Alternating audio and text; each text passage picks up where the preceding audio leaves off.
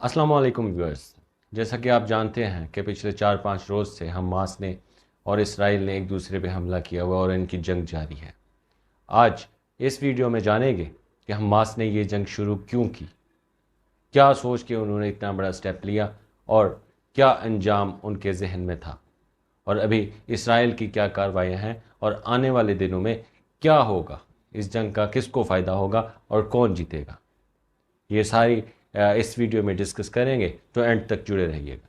7 اکتوبر کو صبح حماس نے اسرائیل کے اوپر حملہ کیا۔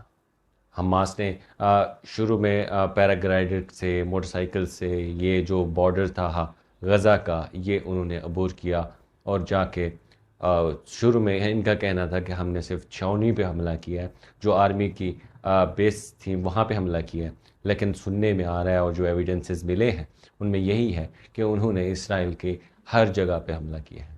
چھاؤنیوں کے ساتھ ساتھ انہوں نے قتل عام بھی کیا ہے، لوگوں کو اسیسینیٹ کیا ہے۔ سے لوگوں کا کہنا تھا کہ یہ فالس فلیگ آپریشن ہے جو اسرائیل نے خود کروایا ہے تاکہ وہ حماس کو ختم کر سکے۔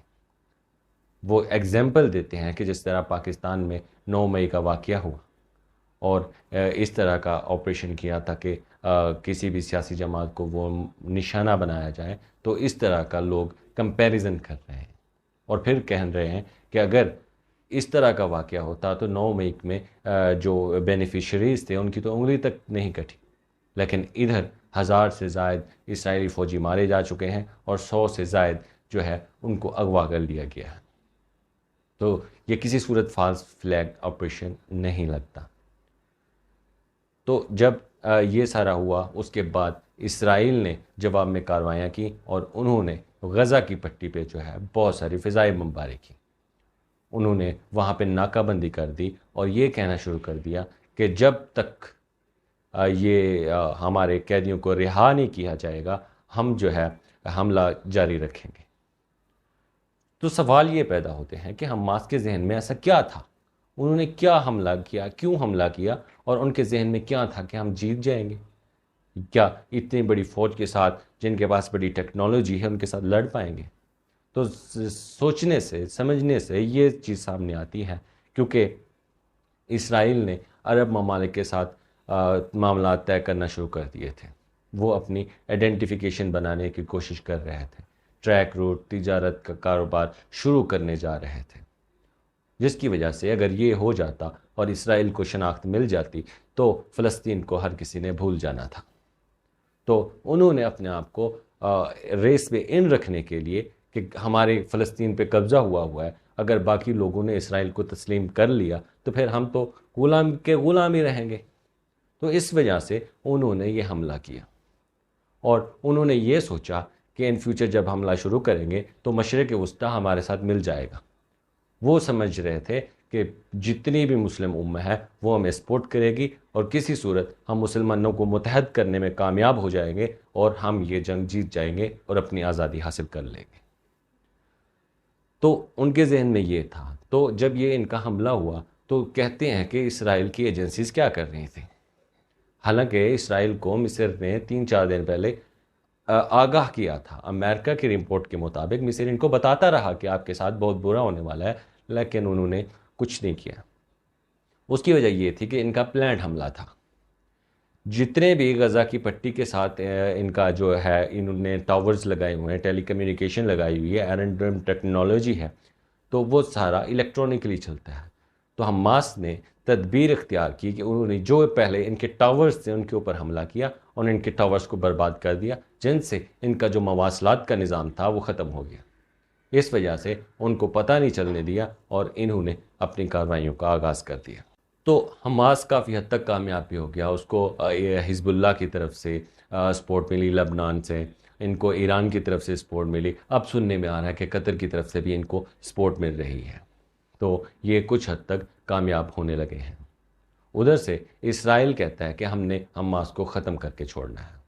اس کے ساتھ امریکہ بھی مل گیا ہے۔ امریکہ نے جو ہے وہ جیٹ کیریئر بھیجا ہے سمندر میں، اور اس نے دھمکی لگائی ہے کہ اگر کوئی ان کے بیچ میں آیا تو ہم اس کے ساتھ جنگ کا اعلان کریں گے۔ تو امریکہ اور برٹش ان کے اتحادی ہو گئے ہیں۔ ادھر سے ایران حماس کا اتحادی ہے۔ اب اسرائیل کا کہنا ہے کہ ہم حماس کو ختم کر کے چھوڑیں گے، انہوں نے ناکہ بندی کر دی ہے، فیول بند کر دیا ہے، پانی بند کر دیا ہے، اور ان کے کہنا ہے کہ جو غزہ میں لوگ رہ رہے ہیں ان کو انہوں نے کہا ہے کہ ہم آپ کو سیف پیسج دیتے ہیں، یہ آپ جو ہے مصر کی طرف موو کر جائیں، تاکہ جو لوگ موو کر جائیں گے باقی ہم نے غزہ کو ختم کر دینا ہے، تو یہاں پہ کسی کا نام و نشان نہیں رہے گا۔ اگر ہم میپ سے سمجھنا چاہیں تو اس میپ میں آپ دیکھ سکتے ہیں یہ غزہ اسٹرپ آپ کو دکھ رہی ہے، اس کے ساتھ ہے رفح کراسنگ، تو وہ چاہ رہے ہیں کہ یہ رفح کراسنگ کو استعمال کرتے ہوئے آپ لوگ جو ہے ایجپٹ میں موو کر جائیں، تاکہ لوگ جب اس کے یہ وارننگ دی ہے کہ جب ادھر سے موو کر جائیں گے تو ہم غزہ اسٹرپ کو جو ہے یہاں پہ حملہ کریں گے اور یہاں کا جو انفراسٹرکچر ہے بالکل تباہ کر دیں گے، تاکہ یہاں سے آنے والے دنوں میں ہمارے لیے کوئی مشکلات کریٹ نہ ہوں۔ ادھر سے مصر کو بھی ٹینشن ہونا شروع ہو گئی ہے، اور مصر کہتا ہے کہ جن کی لڑائی ہے وہ آپس میں لڑیں، کسی اور کو تکلیف نہیں ہونی چاہیے، یعنی کہ مصر نے صاف جواب دے دیا ہے کہ ہم ریفیوجیز کو ایکسیپٹ نہیں کریں گے۔ اور دوسرا، اسرائیل جو ہے برابر بمباری کیے جا رہا ہے اور مختلف عمارتوں کو نقصان پہنچایا جا رہا ہے، ان کا اتنا مواصلات کا نظام مضبوط ہے کہ یہ بلڈنگز جہاں جہاں بھی ہیں ان کو کالز کر کے ان کو آگاہ کرتے ہیں کہ آپ یہ بلڈنگ خالی کر دیں، جب وہ خالی کر دیتے ہیں تو یہ راکٹ مار کر اس کو تباہ کر دیتے ہیں۔ ایون یہ انفراسٹرکچر خراب کرنا چاہتے ہیں تاکہ نہ کوئی سکولز رہے، نہ کوئی ہاسپٹلز رہیں، نہ کوئی رہنے کے لیے بلڈنگز رہیں، تو یہ ساری چیزیں جب ختم ہو جائیں گی تو پھر جواز ہی نہیں ہوگا کسی کے رہنے کا، نہ ہی کوئی ان کو ریٹیلیٹ کر سکے گا۔ تو یہ جاری ہے۔ ادھر سے قطر نے کہا ہے کہ اگر جو ہے وہ بمباری بند نہ کی گئی تو ہم جو ہے وہ گیس دینا بند کر دیں گے۔ ایسے ہی ایران کے مختلف بیانات ہیں، تو یہ اسرائیل نے فل پلان کر لیا ہے کہ وہ حماس کو ختم کر کے چھوڑیں گے، تو اسی لیے یہ ساری ناکہ بندی کی ہے اور ان کو مصر کے راستے بھیجنے کا ارادہ ہے، لیکن وہ آگے سے یہ کرنے کے لیے تیار نہیں ہے۔ اب آتے ہیں اس کا فیوچر کیا ہے، کہ کیا ہوگا اس جنگ میں۔ اگر حماس کا جو پلان تھا وہ اگر اپنے مقصد میں کامیاب ہونے کے لیے، ان کی جو سوچ تھی کہ مسلم امہ جو مشرق وسطیٰ کے کنٹریز ہیں جیسے ان کو متحد کر لیتا ہے اور آپس میں گٹھ جوڑ کر لیتے ہیں، ادھر سے امریکہ اور اسرائیل یہ سارے اکٹھے ہو جاتے ہیں، تو یہ ایک عالمی جنگ چھڑ سکتی ہے۔ اگر دیکھا جائے تو شروع میں جو ہے اگر جو اقوام متحدہ نے پارٹیشن کی تھی اس میں اسرائیل کی کم آبادی ہونے کے باوجود 55% حصہ دیا تھا، لیکن آج کل کے دور میں اگر دیکھیں تو 55 سے بھی 80% تک قبضہ کر لیا اسرائیل، تو فلسطینی اپنی آزادی کی جنگ لڑ رہے ہیں۔ تو دیکھتے ہیں کہ آنے والے دنوں میں ان کو سپورٹ ملتی ہے یا نہیں۔ اگر مسلم امہ مل گئی تو یہ بات کسی نتیجے پہ پہنچ سکتی ہے کہ ان کی صلح ہو جائے یا جنگ بندی کروا دی جائے۔ اگر ان کے ساتھ کوئی نہیں کھڑا ہوتا تو جس طرح اسرائیل کے منصوبے ہیں وہ بہت فلسطینیوں کو نقصان سہنا پڑے گا۔